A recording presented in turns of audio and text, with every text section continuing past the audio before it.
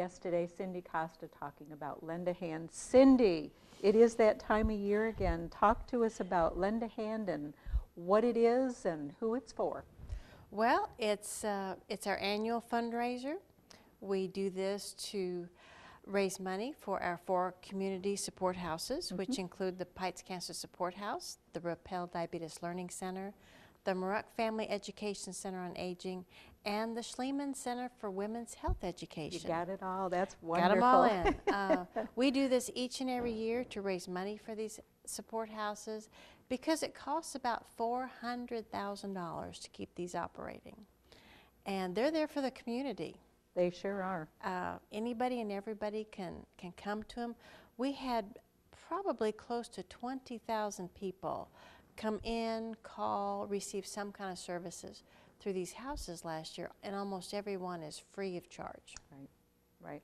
I know that any of the houses that you go in, not only do they have just unbelievable amounts of educational materials. So for instance, let's say if you were a newly diagnosed diabetic and your doctor referred you to the Rappel Diabetes Learning Center. I know that with Jody Owens, the coordinator there, and Jan Halligan, the dietitian, they're going to walk you through everything, how to eat healthy, how to maintain your blood sugar levels. But I mean, there's just this plethora of educational material for the family members, for the actual patient, and that's just all of the houses have this information. And the key to diabetes is education. Yeah. As long as you know how to control and manage your diabetes, everything is great. And statistics show that for everybody born after the year 2000, 1 in 3 are going to have diabetes sometime in their lifetime. And a lot of that is because of our lifestyles anymore. Obesity. We don't eat right. Yeah. We don't exercise right. And all the ladies at the Rappel Center, they can help you with that even before you're ever diagnosed with diabetes. It's really becoming an epidemic, and all it is knowing how to manage what you do and what you eat. Right. And they're great at that. They've been doing it for a long time. They have lots of special training. So it's just a great thing all the way around. Right. I know Jan Halligan, she's got enough letters behind her name. She knows everything about food. And she's got great recipes. They have the portable kitchen, as they call it, that they can take to places to do demonstrations. But she did one recently for us. We did a health fair. We were helping out Flippin Middle School. And she came out with, it was this great after-school snack that was healthy for kids. But one of the beauties of all of this was being price conscious. She'd bought all generic blends. This involved Cheerios and it involved raisins. But she'd gone in one of the stores and gotten all generic blends of it. It was absolutely delicious, filling, had protein, not much sugar. I mean, it was just a great snack. And I know that she does this over at the Rappel Diabetes Learning Center as well. Oh, yeah. So. And it's all a balance. You know, a lot of people, when they have diabetes, they think, okay, I can never have sugar again. I can never have a sweet again. And for people like me who are a chocoholic, that's kind of tough to hear. But that's not the case. So it's education on what you can do, how to control your carbs. Everything is just, it's like going to school and learning a particular lesson on something. Sure. And good way to put it. These are things you can take with you for the rest of your life. Right. And don't have to, I'm thinking of family members. Everything that I've ever learned as a non-diabetic through the training at Rappel, attending a lunch and learn, that kind of thing. I may be there taking photographs and, of course, listen to what's going on. What you learn, that's just a wonderful way to eat all the way around. That's right. And exercise.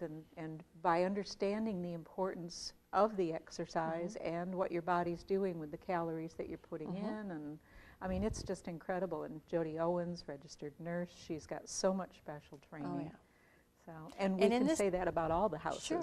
And in this day and age of fast food, that's kind of the norm for people, and you're always on the go, you're busy, you don't have time for the right kind of exercise. At least people think they don't, but you'd be surprised how you can squeeze things in. When I talk with people, I realize that the hurdles that and that's all they are, the roadblocks, I've set up myself. It has nothing, somebody had said to me the other day, I said, well, if you ever need to carpool, let me know and we can ride in together. And she said, well, I leave for work at 5:30.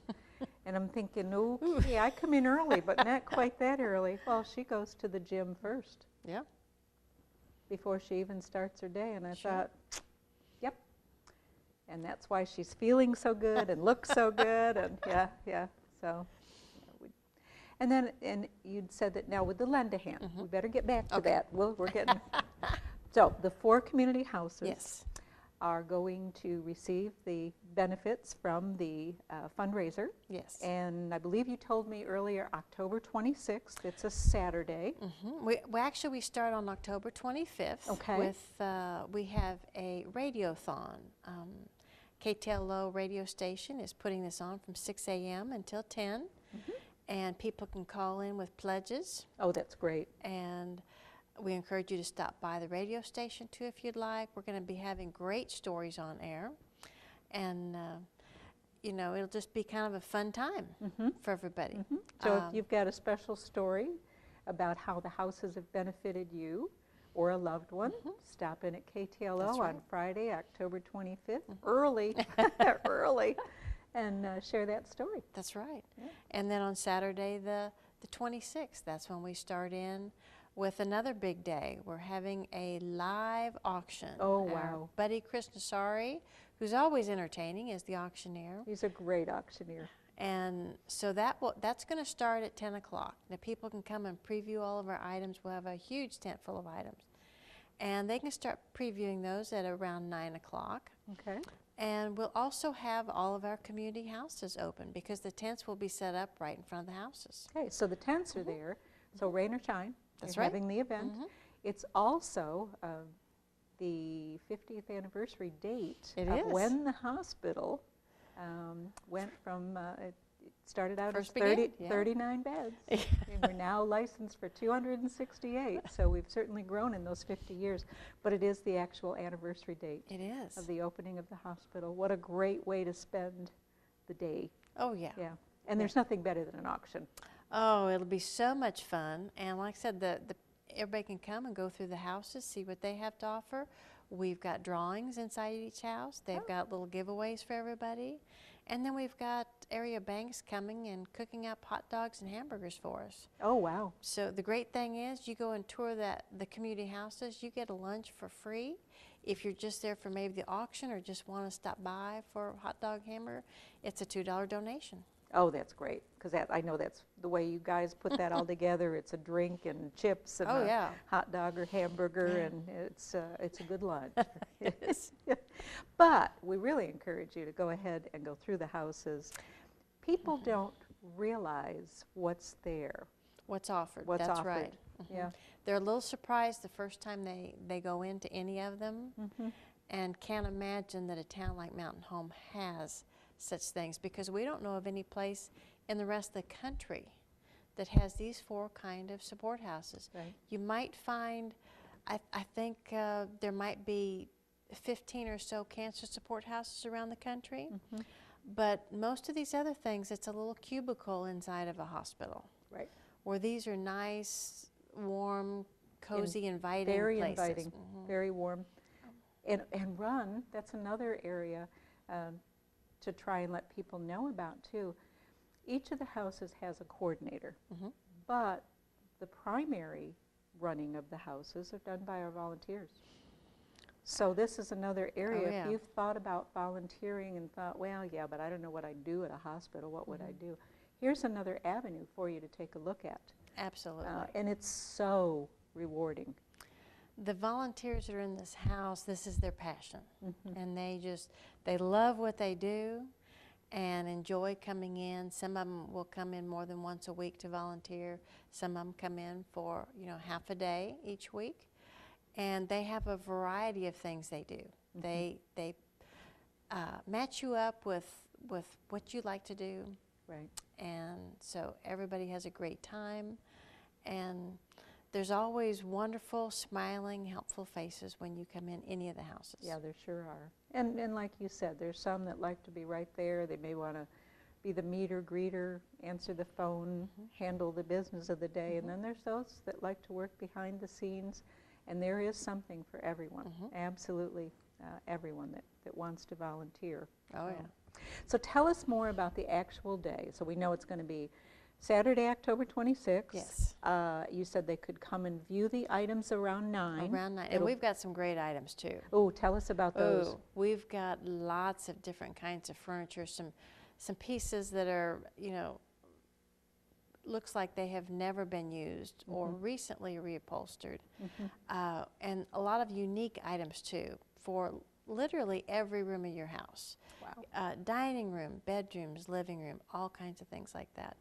We have some spectacular jewelry. Oh, my. We have some very high-end diamond rings. Oh. We have, oh yeah. I'm getting excited now. We've got a beautiful gold and diamond bracelet. We have a turquoise ring that was set with some other really unique things, give it a very unique look. We have art. We have different kinds of antiques. We've got a really neat baby buggy. We have Is some it a different rubber chairs. baby? No. Okay, never mind. It just popped into my head, Cindy, and out it comes. Oh, well, yeah. that's just scary.